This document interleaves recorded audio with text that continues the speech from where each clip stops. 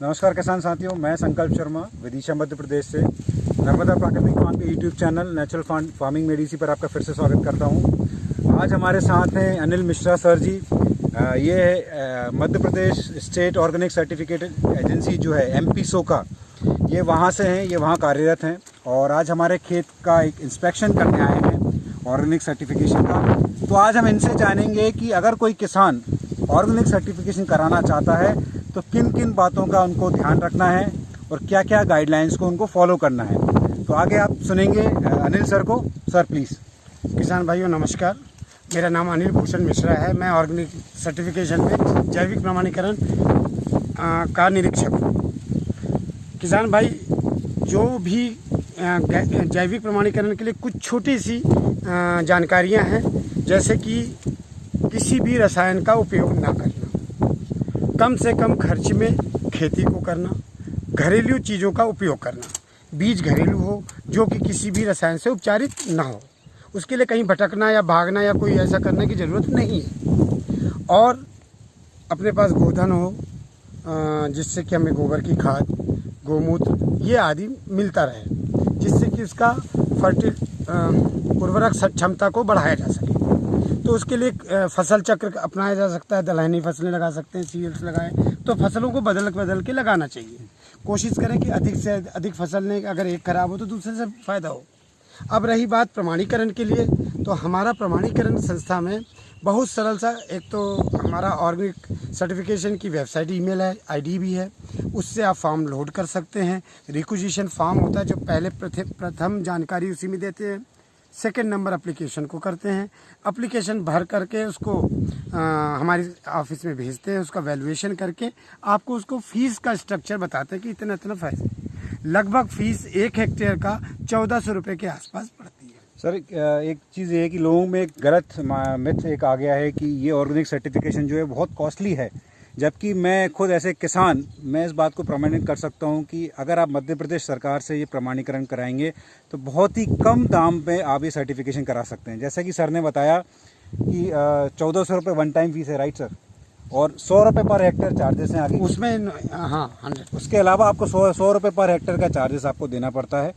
तो ये बहुत ही कम दाम में आप ये सर्टिफिकेशन करा सकते हैं और मेरी ये सलाह रहेगी कि आप ये सर्टिफिकेशन ज़रूर कराएं ताकि आपको अपनी फसल का उपज की जो दाम है वो ज़्यादा मिल सकें। एक्चुअली क्या है कि थर्ड पार्टी इंश्योरेंस कहते हैं, जैसे अपना 10वीं की परीक्षा देते हैं हम, तो उसके लिए बोर्ड देता है सर्टिफिकेट। आप तो नहीं कह सकते कि हमको आता है भाई सर्टिफिकेट दिखाओ।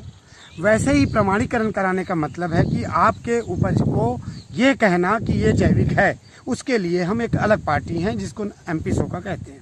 और विश्व में हम कह रहे हैं चैलेंज से कि सबसे कम फीस हमारी पूरे विश्व में, इससे कम हमारी एक दिन की किसी एक बंदे की तनख्वाह नहीं निकलती है जितना फीस आप देते हैं। तो हम लोग तो केवल एक है कि ये मध्य प्रदेश शासन की तरफ से उपलब्ध कराया गया है कि कम से कम पैसे में किसानों का हित हो। तो सर ये किसी और राज्य के किसान भी करा सकते हैं क्या? कहीं के भी कहीं नहीं, हम लोग कहीं भी पूरे इंडिया में 29 सर्टिफिकेशन एजेंसीज हैं पूरे इंडिया में, उनमें से सब एपीडा से एफिलेटेड हैं, तो कोई भी कहीं से भी कराया जा सकता है। अगर कोई जैसे उत्तर प्रदेश का कोई किसान है या राजस्थान का कोई किसान है, क्या वो एमपी में आके अप्लाई कर सकता है? हाँ, कर सकता है अप्लाई। तो किसान साथियों, ये तो बहुत ही अच्छी खबर इंडिया का कहीं से भी, क्योंकि जो मेरा अनुभव रहा है अभी तक का कि एमपी सोका जो संस्था है, इस मतलब इतना अच्छा कॉपरेशन मेरे को शुरू से अभी तक मिला है। तो अगर आपको लगता है कि आप कहीं और से सर्टिफिकेशन नहीं करा पा रहे हैं और अगर आप किसी और राज्य से हैं तो आप एमपी में अप्लाई कर सकते हैं और यहाँ से भी वो सर्टिफिकेशन प्राप्त कर सकते हैं। बस उसमें यही रहता है कि आने जाने की फीस, रुकने की व्यवस्था वो ऑपरेटर को करना पड़ता है और उसकी फीसेज वही हैं जो सब जगह रहती है। अच्छा सर, कुछ और एक आखिरी संदेश आप किसानों को देना चाहें? मैं चाहूँगा कि जैसे भी कोविड-19 चल रहा है, इस दौरान सब लोगों को ऑर्गेनिक खाना ज़्यादा अच्छा लगेगा, क्योंकि ऑर्गेनिक पे लोग जोर देते हैं, क्योंकि इसमें केमिकल और किसी तरह का रसायन, खाद और पेस्टिसाइड का यूज़ नहीं किया जाता। तो मुझे तो लगता है कि आदमी आप खुद खाएं और टेस्ट का मजा लें।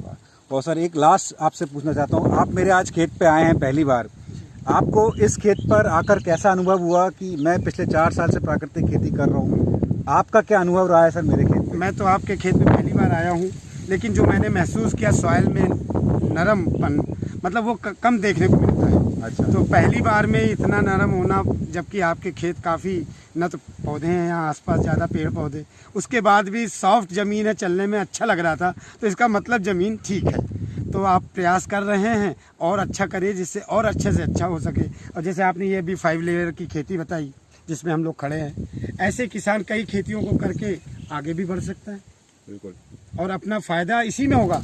एक फसल नहीं आई तो कम से कम दूसरे से फ़ायदा ले सकता है। बिल्कुल। तो मल्टी फार्मिंग करना तो बहुत ही अच्छी बात है। तो किसान साथियों, इसी नोट पे मैं आपसे विदा लेता हूँ। उम्मीद है आपको ये वीडियो पसंद आया होगा। बहुत बहुत धन्यवाद। नमस्कार। नमस्कार।